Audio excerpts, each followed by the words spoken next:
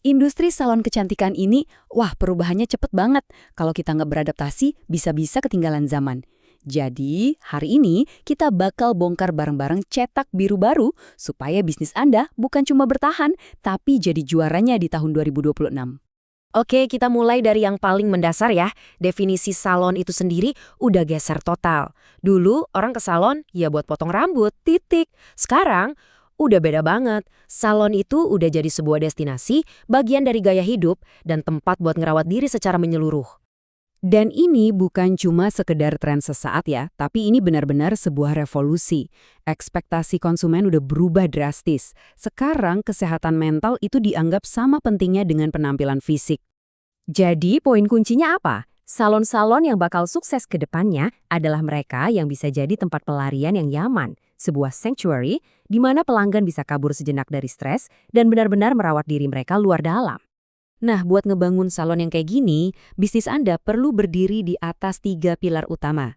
Yuk, kita bedah satu persatu. Pilar pertama adalah soal spesialisasi. Udah deh, lupain era semua bisa. Di tahun 2026 nanti, konsumen itu nyarinya para ahli. Mereka yang benar-benar jago di satu bidang yang spesifik.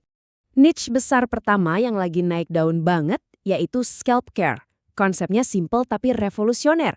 Rawat kulit kepala seserius kita merawat kulit wajah. Ini yang disebut hair skinification.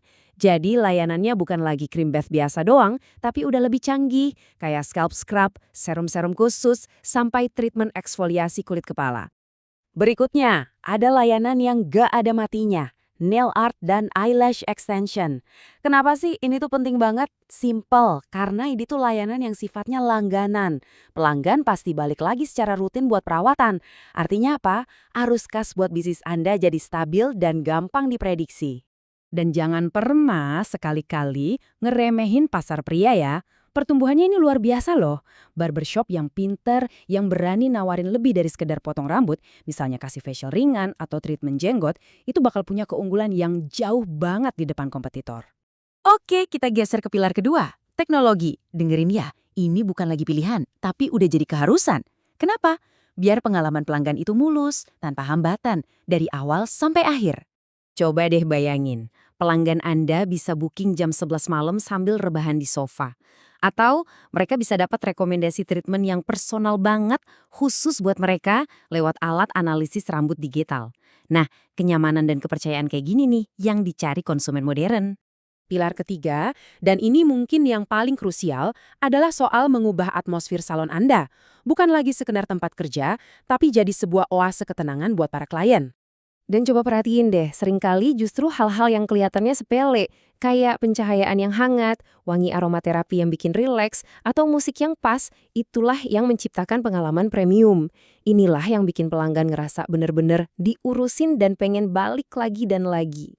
Oke, 3 pilar tadi itu kan yang dilihat sama pelanggan ya. Sekarang kita ngintip ke belakang layar, ke fondasi yang bikin semuanya bisa jalan dengan lancar. Yuk kita lihat strateginya. Pertama, model bisnisnya harus hybrid. Artinya apa? Pendapatan Anda jangan cuma dari jasa, tapi juga dari jualan produk retail yang emang Anda rekomendasikan. Kedua, soal pemasaran. Udah bukan zamannya lagi cuma perang harga. Fokus ke konten edukatif di medsos. Jadikan diri Anda ahli biar orang percaya. Nah, yang terakhir, soal keberlanjutan. Ini bukan lagi cuma basa-basi, tapi jadi nilai jual yang kuat banget. Dan omongan soal keberlanjutan ini bukan isapan jempol loh. Faktanya, ada 65% konsumen sekarang yang benar-benar ngelihat penggunaan produk alami dan ramah lingkungan itu sebagai nilai tambah yang gede banget waktu mereka milih salon. Oke, kita udah lihat potensinya yang luar biasa. Tapi, ada satu tantangan besar yang harus siap dihadapi sama semua pemilik salon. Tingkat keluar masuknya karyawan di industri ini tuh tinggi banget, sekitar 20–25%. Artinya, bayangin, Anda bisa kehilangan 1 dari 4 staf ahli Anda setiap tahun. Ini bukan cuma soal biaya rekrutmen lagi, tapi soal gimana ngejaga kualitas layanan tetap konsisten.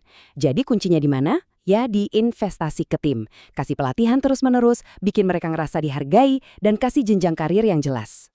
Nah, setelah kita bahas semuanya, pertanyaannya jadi, gimana cara ngerangkum ini semua jadi satu formula jitu yang bisa ngatasin tantangan tadi dan ngasih untung jangka panjang? Jawabannya ada di kombinasi kuat 3 elemen ini. Pertama, tentu aja skill teknis dari tim Anda yang emang nggak diragukan lagi.